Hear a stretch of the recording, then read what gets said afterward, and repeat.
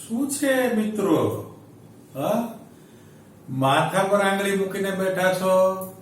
ધીરુભાઈ અંબાણીની જેમ કે વિચારો છો? નથી વિચારવું, આપણે ચિંતા ના કરો. ચાલો ચાલો, રાહ જોઈને બેઠા છો. પાછા આજના ટોપિક પર જવું છે, પણ પાસ્ટ રિકેપ, પુનરાવર્તન. છેલ્લે બધી ગળમથલ વાળી માહિતી તમે શીખેલા હતા, યાદ છે ને?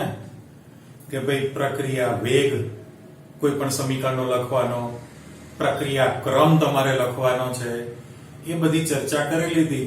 તો એની બદલે આપણે ક્વેશ્ચન તરીકે બોલીએ તો કે ભાઈ પ્રક્રિયા વેગ અને પ્રક્રિયા ક્રમનો તફાવત તમે આપો. ચાલો, શું કીધું? પ્રક્રિયા વેગ અને પ્રક્રિયા ક્રમનો તફાવત આપો. કેટલા મુદ્દા બનાવશો તમે? તો પહેલામાં પહેલું કે પ્રક્રિયા વેગ એ પ્રક્રિયકોની સાંદ્રતા પર આધાર રાખે. સાંદ્રતાના ગુણાકારના સમપ્રમાણમાં છે, રાઈટ? ત્યારે પ્રક્રિયા ક્રમ જે છે, પ્રક્રિયા ક્રમ એ મોલ સંખ્યા પર આધાર રાખતો નથી, સાંદ્રતા પર આધાર રાખતો નથી.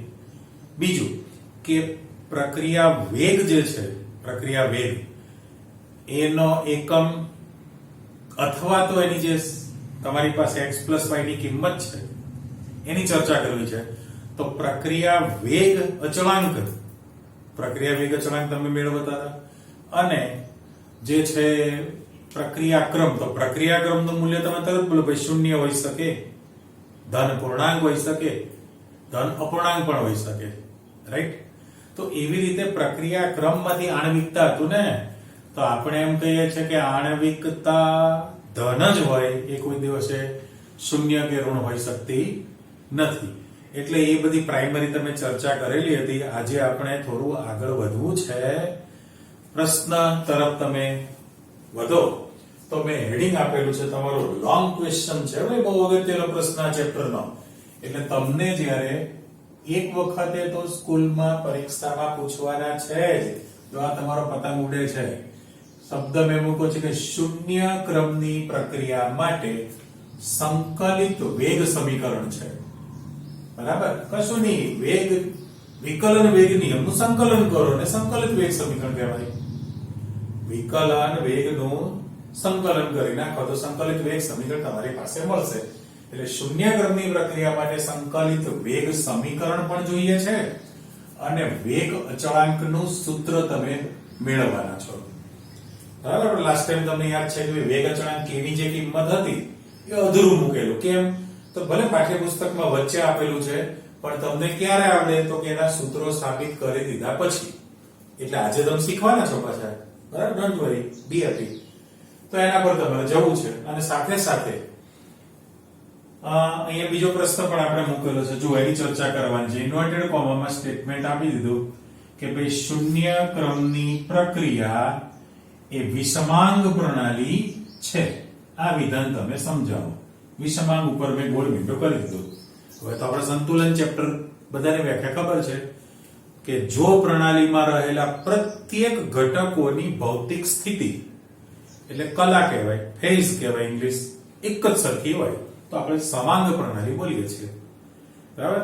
પ્રક્રિયક ઘન, નિપજ પણ ઘન, પ્રક્રિયક પ્રવાહી, નિપજ પણ પ્રવાહી, પ્રક્રિયક વાયુ, નિપજ પણ વાયુ, એક જ અવસ્થા, આ બે સરખા, આપણે બે સરખા, તો એ સમાંગ પ્રણાલી થઈ, હોમોજીનિયસ સિસ્ટમ હતી.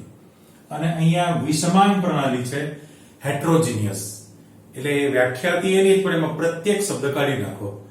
જો પ્રણાલીમાં રહેલા ઘટકોની ભૌતિક સ્થિતિ જુદી જુદી હોય, બરાબર, તો એને વિષમાંગ પ્રણાલી કહેવાય. એટલે અહીંયા સ્પષ્ટતા કરવાની છે. ઉદાહરણ સાથે સમજૂતી આપશો તમે. શૂન્ય ક્રમની પ્રક્રિયા એ વિષમાંગ પ્રણાલી હોય છે, સમજાવો. એની પણ આપણી પાસે ચર્ચા આવશે. ચાલો, અહીંયા પાછા તમે આવી જાઓ. તો શૂન્ય ક્રમની પ્રક્રિયા કોને કહેવાય? ઓકે, તો અહીંયા તમારી પાસે પહેલું સ્ટેટમેન્ટ આપેલું છે, પણ એ કરતા પહેલા આપણે એક અહીંયા પ્રક્રિયા લખી નાખીએ. આ જે પ્રક્રિયા લખેલી છે એ શૂન્ય ક્રમની પ્રક્રિયા છે. R2P લખી નાખાશે. પણ પહેલામાં પહેલું કે T બરાબર નિયત તાપમાન છે, નંબર 1. નિયત તાપમાનના એક પ્રક્રિયા થશે અને આપણે જે સ્વીકારેલી છે માત્ર પુરોગામી દિશામાં થયેલી પ્રક્રિયા જ વિચારીએ છીએ. પ્રતિગામીનો આપણે કોઈ એમાં ઉલ્લેખ કરવાના નથી કે ભાઈ ધારો કે કોઈ એક પ્રક્રિયા આ છે નિયત તાપમાને થવાની, પણ એ પુરોગામી પ્રક્રિયા થવાની છે. ઉપરનું લખાણ તો બાકી છે હજુ કે ભાઈ શૂન્ય ક્રમની પ્રક્રિયા કોને કહેવી. તો પછી આના માટે આપણે પ્રક્રિયા વેગનું સમીકરણ લખવું હોય તો પ્રક્રિયા વેગ બરાબર માઈનસ dr બાય dt લખાય કે નહીં? બરાબર, લાસ્ટ ટાઈમ જે શીખ્યા હતા. અને આના બરાબર કરીને k લખું તો r ઘટકની સાંદ્રતા લખાય ને, પણ એના ઘાતાંકમાં શૂન્ય ક્રમ છે એટલે ઘાતાંકમાં મારે શૂન્ય લખવું પડશે ને. પણ ઘાતાંકમાં શૂન્ય એટલે પદાવલીનું મૂલ્ય કેટલું થાય? 1. અચળ કિંમત થઈ.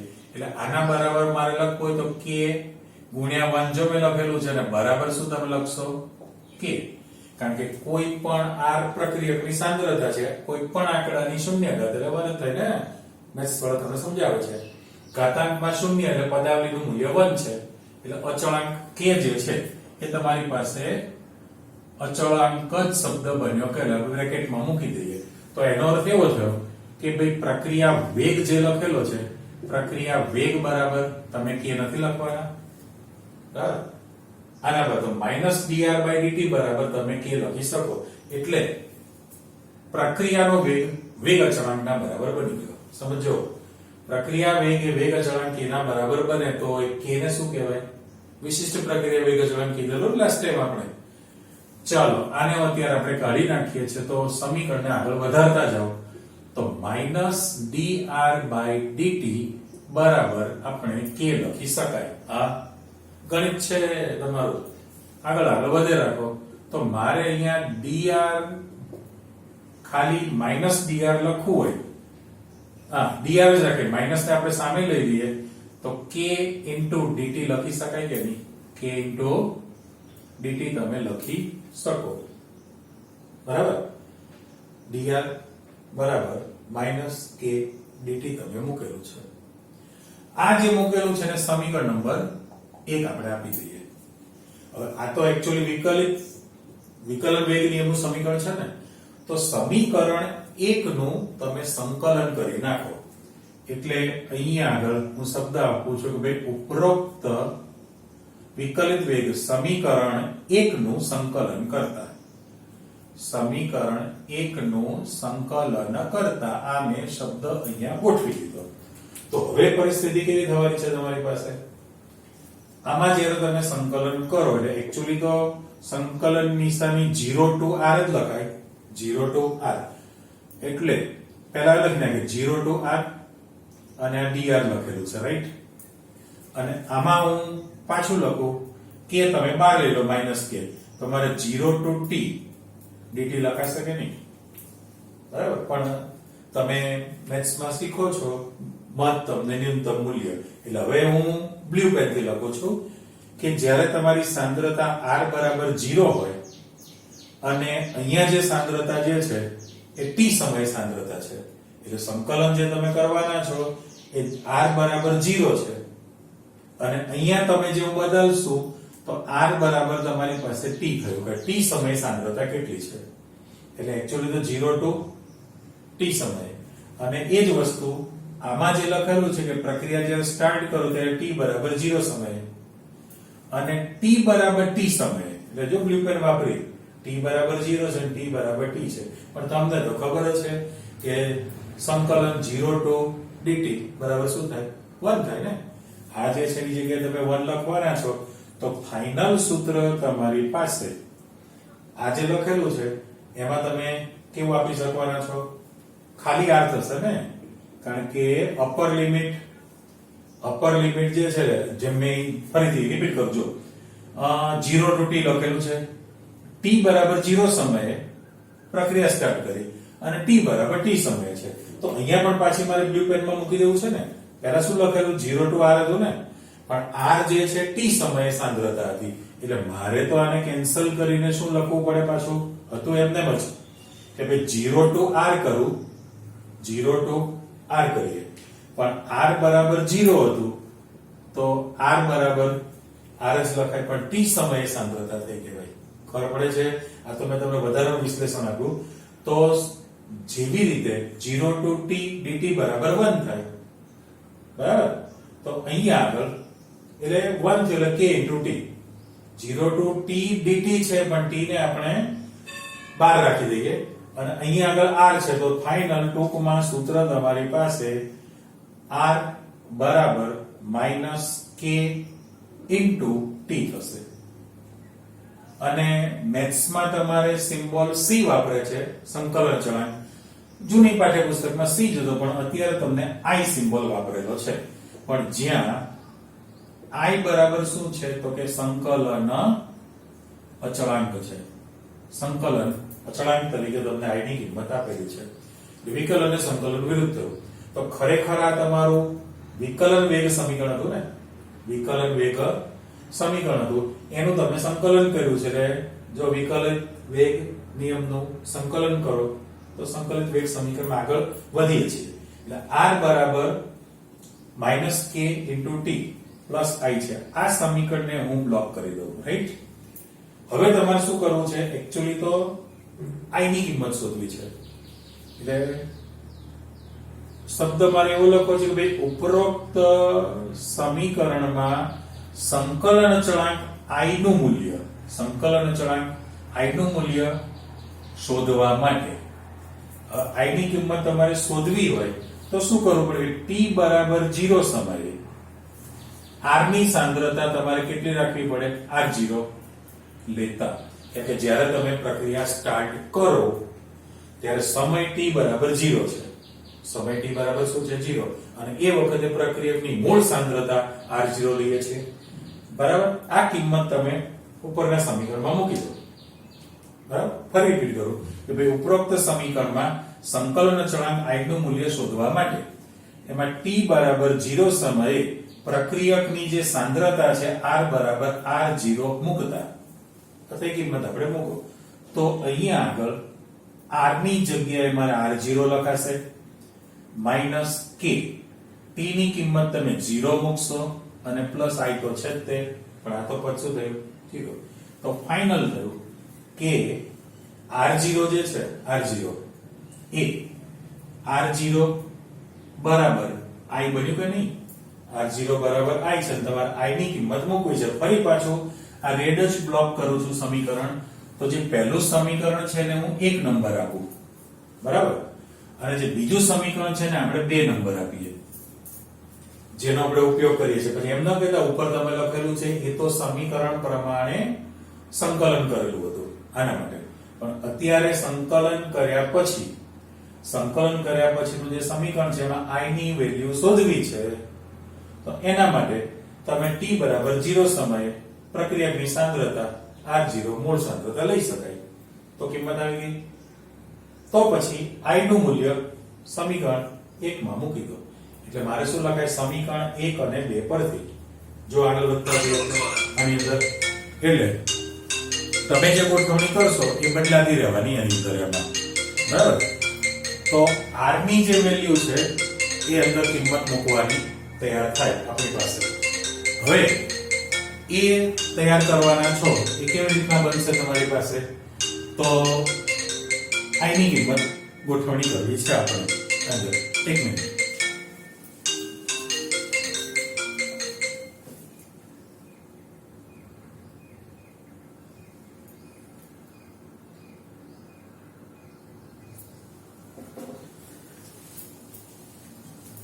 સોરી, આપણે એવું લખીએ છીએ કે તેથી સીધું લખું છું કે સમીકરણ 1 અને 2 પરથી 1 અને 2 પરથી એટલે મેં કીધું કે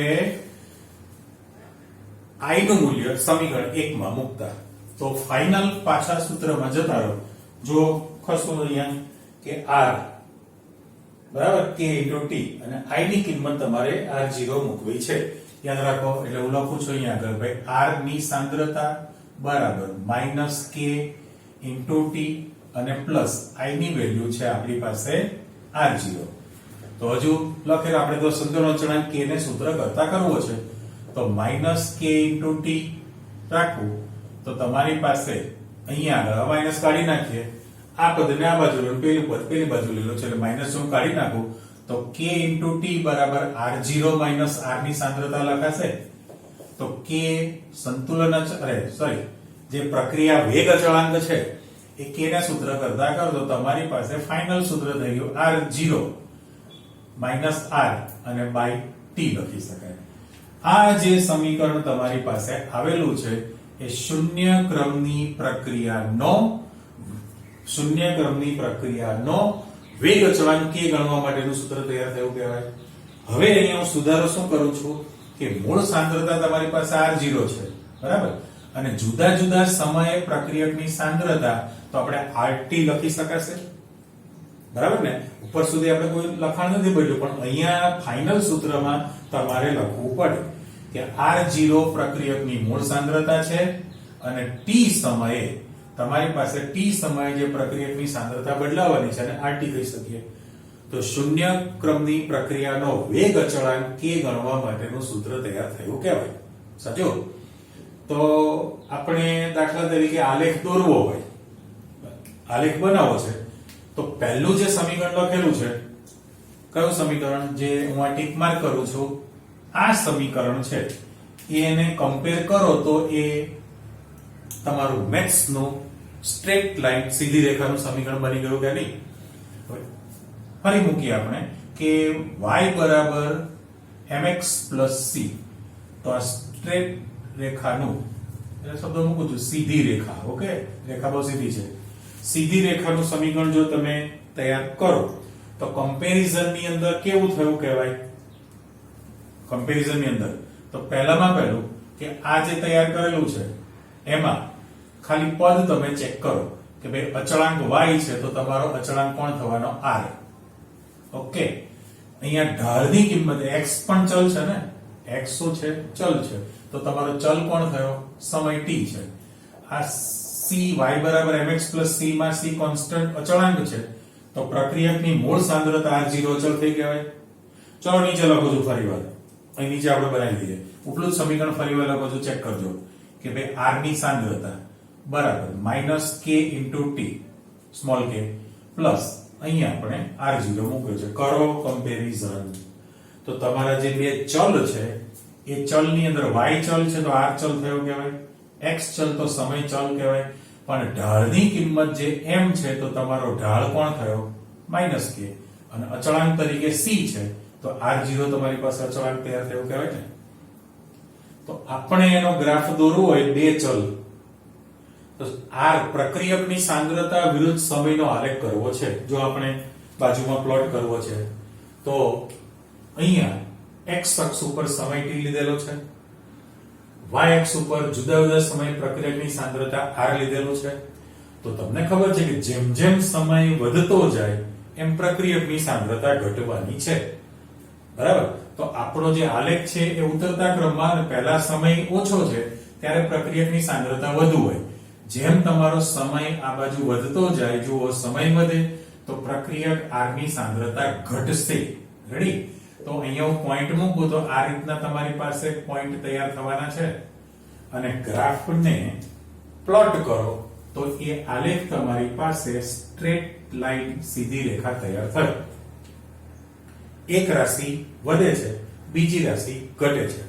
તો આપણે લાસ્ટ ટાઈમ જે ઢાળ કીધેલો હતો, તો અહીંયા આલેખનો જ્યારે તમે ઢાળ શોધો તો ઢાળ બરાબર -k, જે ઋણ જ આવવાનો છે. જો તમારા સમીકરણમાં પણ x અને y ચલ હતા તો તમારો ચલ r સાંદ્રતા અને સમયની સાપેક્ષમાં સાંદ્રતાનો ફેરફાર, આલેખ.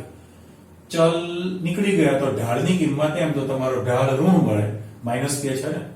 પણ અહીંયા અચળાંક c જ લખેલો છે તો r0 અચળાંક થયો કહેવાય. એ ક્યારે મળે, બરાબર? અહીંયા તમારી પાસે t બરાબર 0 સમય છે ને, જ્યારે તમે પ્રક્રિયા સ્ટાર્ટ કરો તો t બરાબર 0 સમય કહેવાય, પછી આ બાજુ સમય વધે. તમારો તો ચોક્કસ સમયનો આલેખ મળ્યો કહેવાય, સ્ટ્રેટ લાઈન છે.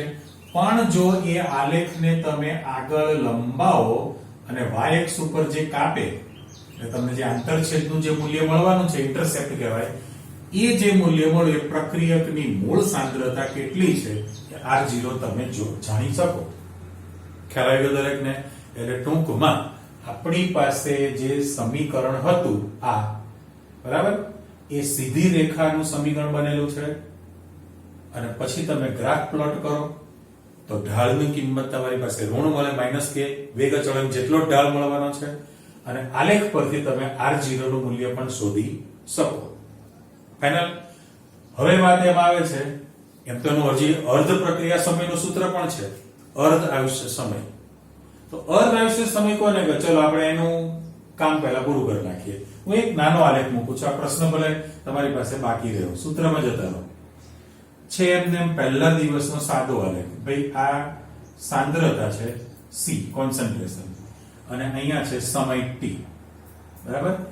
સાંદ્રતા વિરુદ્ધ સમયનો આલેખ આપણે તૈયાર કર્યો છે.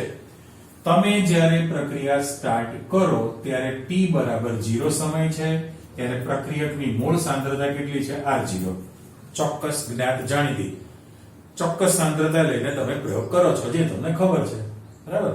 હવે જેમ જેમ સમય પસાર થતો જાય એમ પ્રક્રિયકની સાંદ્રતામાં શું થવાનો છે? ઘટાડો થાય, જે તમારો ક્ષય વક્ર, ચર વિધેય, એક્સપોનેન્શિયલ ફંક્શન હતું તમારી પાસે. બરાબર? જાગો. મૂળ સાંદ્રતા તમને ખબર છે, ગ્રાફ પ્લોટ કરવો જ પડે. ખાના બાના ગણતરી કરીને આ જે સાંદ્રતા છે એની એક્ઝેક્ટ અડધી કરવી છે. કેટલી? બાજુમાં લખો છો તો R0/2. એ સાંદ્રતા મૂળ સાંદ્રતાને અડધી કરવી છે. તો એ અડધી સાંદ્રતા થવા માટે સમય કેટલો લાગે છે? એ સમયને અર્ધ આયુષ્ય સમય T½ કહેવાય અથવા T.5 પણ કહેવાય. બરાબર? તો આપણી પાસે વ્યાખ્યા આવી ગઈ છે. જો પેનથી લખો T½ આ જે ગાળો મળશે એ વ્યાખ્યા સાંભળી લો. અર્ધ આયુષ્ય સમય એટલે શું? Half life period. અર્ધ આયુષ્ય સમય પ્રક્રિયકની શરૂઆતની સાંદ્રતા ઘટીને અડધી કૌંસમાં 50% થવા માટે તેમાં લાગતા જરૂરી સમયને પ્રક્રિયાનો અર્ધ આયુષ્ય સમય T½ કહે છે. હજુ એકવાર બોલો. પ્રક્રિયકની શરૂઆતની સાંદ્રતા ઘટીને અડધી એટલે 50% થવા માટે તેમાં લાગતા જરૂરી સમયને અર્ધ આયુષ્ય સમય T½ કહે છે અથવા T.5 પણ કહેવાય. તો આપણે અર્ધ આયુષ્ય સમયનું સૂત્ર લાવવું હોય તો પહેલું જે મૂકેલું છે તમે ટીક માર્ક કરી કે ભાઈ એક્ઝામ્પલ ગણવા માટે તમારી પાસે આ છે. મૂળ સાંદ્રતા આપેલી છે, t સમયે સાંદ્રતા કેટલી છે તો પણ આપેલી હોય, મૂકી દો, ગણતરી કરી નાખો તો અચળાંક મળે. તારા સેમ્પલ આપું છું, સાંભળજો કે તમે એક પ્રયોગ કરો છો. બરાબર? મૂળ સાંદ્રતા R0 આપેલી છે, પછી તમે દરેક માનો 30 સેકન્ડના અંતરે અવલોકન કરો છો. એ તમને કોષ્ટક આપેલું છે. તો જ્યારે R0 t બરાબર 0 મૂકશો ત્યારે R0 મહત્તમ હોય, પછી 30 સેકન્ડે સાંદ્રતા, 60 સેકન્ડે સાંદ્રતા, 90 સેકન્ડે સાંદ્રતા, 120 સેકન્ડે સાંદ્રતા, એમ ગાડી ચાલતી રહે. તો પછીના જે અવલોકન છે RT નું મૂલ્ય તમારી પાસે ઘટવાનું છે. સાચું? તો મૂળ સાંદ્રતા જે છે R0, 30 સેકન્ડે કેટલી સાંદ્રતા છે એ તમે મૂકી દો અને અહીંયા સમય છે 30 સેકન્ડનો. તો એ વખતે K1 અચળાંક મળે. બરાબર? પણ મૂળ સાંદ્રતા એની છે, પણ 60 સેકન્ડે જે સાંદ્રતા છે એ લઈ લો અને અહીંયા તમારી પાસે જે સમય છે ગાળો કેટલો છે? 30 સેકન્ડ જ છે ને. તો એ વખતે વેગ અચળાંક K2 લો. એટલે દરેક અવલોકન માટે તમે K1, K2, K3 મેળવી લો અને સરેરાશ વેગ અચળાંક તમે મેળવી શકો. ઇન શોર્ટ, શૂન્ય ક્રમની પ્રક્રિયાનો વેગ અચળાંક K ગણવા માટેનું સૂત્ર આપણી પાસે તૈયાર થઈ ગયું કહેવાય. બરાબર? પણ ભૂલી જઈએ પહેલાનો એકમ લખી નાખીએ. તો અહીંયા સાંદ્રતા છે, માઇનસ સાંદ્રતા છે, તો આપણે જો એનો એકમ લખવો હોય તો એ સાંદ્રતા ઉપર એમનેમ જ છે અને છેદમાં સમય છે. તો સાંદ્રતા પ્રતિ સમય લખી નાખો અત્યારે. બરાબર? જગ્યા ઓછી એટલે સાંદ્રતા પ્રતિ સમય લખીએ તો મારે લખવું તો મોલ પ્રતિ લીટર, એટલે મોલ લીટર ઇન્વર્સ અને સમય ઇન્વર્સ. મોલ પ્રતિ લીટર અને છેદમાં સમય છે, મોલ લીટર ઇન્વર્સ અને સમય ઇન્વર્સ તમારી પાસે તૈયાર થયેલું વેગ અચળાંક K ની કિંમત આવી ગઈ. બરાબર? સાંદ્રતા પ્રતિ સમય અત્યારે આપણે એવું યાદ રાખીએ. હવે એ જ સમીકરણમાં પેલી કિંમત મૂકી દો કે જો તમે આની અંદર વેગ અચળાંક K છે. બરાબર? વેગ અચળાંક K R0 જે છે એ તમને ખબર છે, મૂળ સાંદ્રતા. પણ t સમયે જે તમારે સાંદ્રતા લેવાની છે, t સમયે એ મારે કેટલી લેવાની છે? R0/2. તો અહીંયા હું લખું છું કે ભાઈ R0 બાય 2 છે. હવે એમ લખવાને બદલે મારે એવું લખી શકાય અહીંયા આગળ હાફ r0 લખાય કે નહીં? ઓકે. અને સમય તમારી પાસે કેટલો છે? t હાફ છે, અર્ધ આયુષ્ય સમય. તો t હાફ ને સૂત્ર કરતા કરી દો. તો t હાફ બરાબર કરવું હોય તો 1 રૂપિયો છે એમાંથી 50 પૈસા બાદ કરી નાખો. તો તમારું સૂત્ર r0 બાય 2 અને k ને નીચે લઈ લો, 2 into k લખાશે, એટલે 2k મેં ગુણાકાર વચ્ચે મૂકેલો છે. આ જે સમીકરણ તૈયાર થયું એ શૂન્ય ક્રમની પ્રક્રિયાનો અર્ધ આયુષ્ય સમય શોધી શકાય. એનો અર્થ એમ કે તમારી પાસે પ્રક્રિયા વેગ અચળાંક k આપેલો હોય, મૂળ સાંદ્રતા તમને ખબર હોય, મૂળ સાંદ્રતા જાણીતી છે, વેગ અચળાંક છે, આની અંદર મૂકી દો તો અર્ધ આયુષ્ય સમય શોધી શકાય. રેડી? એટલે આખો જે પ્રશ્ન હતો એ તો ક્લિયર થઈ ગયો કે ભાઈ શૂન્ય ક્રમની પ્રક્રિયાનો વેગ અચળાંક જે હતું, સંકલિત વેગ સમીકરણ મેળવો, એનો એકમ મેળવો, અર્ધ આયુષ્ય સમય પરથી પણ તમે એનું સૂત્ર તૈયાર કરો. આ જ વિગત તમારી પાસે નેક્સ્ટ લેક્ચરમાં પ્રથમ ક્રમની પ્રક્રિયા માટે પણ આવવાનું છે. આની જેવું જ આ પ્રશ્ન કમ્પલસરી તમારે તૈયાર કરી નાખવો પડે, એની જેવું સિમિલર લખાણ તૈયાર થશે. પણ હજુ પેલું વચ્ચે સ્ટેટમેન્ટ આપેલું છે કે શૂન્ય ક્રમની પ્રક્રિયા વિષમાંગ પ્રણાલી છે. તો એના માટે એવું ઉદાહરણ આપેલું છે. ઉદાહરણ જુઓ કે ભાઈ NH3 વાયુ છે, બરાબર? એ પ્લેટિનમ ધાતુ પર એનું વિઘટન કરવું છે, પણ બહુ જ ઊંચા તાપમાન છે, 1130 કેલ્વિન તાપમાન છે. 1130 કેલ્વિન તાપમાને જો એમોનિયાનું તમે વિઘટન કરો, વિઘટન એટલે ઉલટું, N2 gas plus H2 gas તમે લખવાના છો, પણ સંતુલનમાં જશો તો અહીંયા નાઇટ્રોજનની કિંમત 2 છે એટલે મૂકો 2, તો હાઇડ્રોજન 3 દુ 6 થયા, કરો 3 દુ 6. તો આ જે સમીકરણ મળેલું છે, સમીકરણ પહેલામાં પહેલું કે પ્લેટિનમ જે છે, પ્લેટિનમ એ ઉદ્દીપક તરીકે છે, છિદ્રાળુ હોય, ઊંચા તાપમાને એના પર એમોનિયા વાયુનું વિઘટન થાય. એ તમારે પૃષ્ઠ રસાયણ ચેપ્ટરમાં ભણવાનું જ છે. તો એક તો વિષમાંગ પ્રણાલી થઈ કારણ કે પ્રક્રિયક વાયુ સ્થિતિમાં છે, અને જેના પર શોષાય છે આને અધિશોષ શબ્દ ક્લિયર કરો. અધિશોષક, અધિશોષિત અને અધિશોષણ, આ તો વિઘટન છે.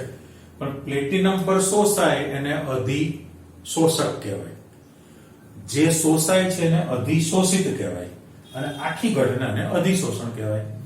તો પ્લેટિનમ છે એ ઘન સ્થિતિમાં છે, બરાબર? એવી જ રીતે એમોનિયા છે વાયુ સ્થિતિમાં છે. તો એક તો વિષમાંગ પ્રણાલી તૈયાર થઈ કહેવાય, કહી શકાય. એ જ રીતે ગોલ્ડ, સોના પર તમારે NO2 ગેસનું વિઘટન થાય તો પણ ગયા વખતનું સમીકરણ રિવર્સ કરવાનું છે. અત્યારે આનું તમે ચેક કરો. પરિસ્થિતિ કેવી થાય કે જ્યારે એમોનિયા એના પર આવતો હોય પ્રક્રિયક તરીકે, તો જે છિદ્ર છે એ બધા સ્થાન ભરાઈ જાય. તો વાયુરૂપ પ્રક્રિયા થતી હોય તો પ્રક્રિયા વેગ એ સાંદ્રતાના સમપ્રમાણમાં છે. એટલે પહેલા વધુ સાંદ્રતા હોય તો પ્રક્રિયા વેગ ઝડપી થાય, પણ બધા જ સ્થાન ભરાઈ જાય, હવે સ્થાન છે જ નહીં, પછી તમે ગમે એટલું પ્રેશર વધારશો છતાં પ્રક્રિયા વેગ વધતો નથી, તો એ પ્રક્રિયકની સાંદ્રતાથી સ્વતંત્ર બની જાય. પ્રક્રિયકની સાંદ્રતાથી શું બને? સ્વતંત્ર બને. એટલે શૂન્ય ક્રમની આ જે તમારું ઉદાહરણ છે એના માટે માની લો કે મારે પ્રક્રિયા વેગ લખવો છે, બરાબર? તો શૂન્ય ક્રમની ભલે બગડો તો સંતુલન માટે છે ને, તો મારે -dNH3 બાય dt લખાશે, બરાબર કરીને k લખાશે, અને NH3 ની સાંદ્રતા લખેલું છે, પણ ઘાતાંકમાં શૂન્ય મારે લખવાનું છે. ઘાતાંકમાં શૂન્ય છે કારણ કે શૂન્ય ક્રમની પ્રક્રિયા. તો આના બરાબર મારા અચળાંક k લખાશે ને. આના બરાબર શું લખાય? પ્રક્રિયા વેગ અચળાંક k છે. એટલે શરૂઆતમાં સાંદ્રતા પર આધાર રાખે, પણ પછી સાંદ્રતાથી સ્વતંત્ર બની જાય. સ્વતંત્ર બની જાય તો પ્રથમ ક્રમની પ્રક્રિયા બનશે. એકચ્યુઅલી આ પ્રશ્નની અત્યારે જરૂર છે જ નહીં, પણ મારે સાથે સાથે એવું કહેવું પડે કે ભાઈ શૂન્ય ક્રમની પ્રક્રિયા વિષમાંગ, મોટા ભાગે વિષમાંગ પ્રણાલીમાં જ થતી હોય, જે તમારી પાસે તૈયાર છે કે ભાઈ એમોનિયાનું વિઘટન ઊંચા તાપમાને પ્લેટિનમ ઉદ્દીપકની હાજરીમાં થવાનું છે.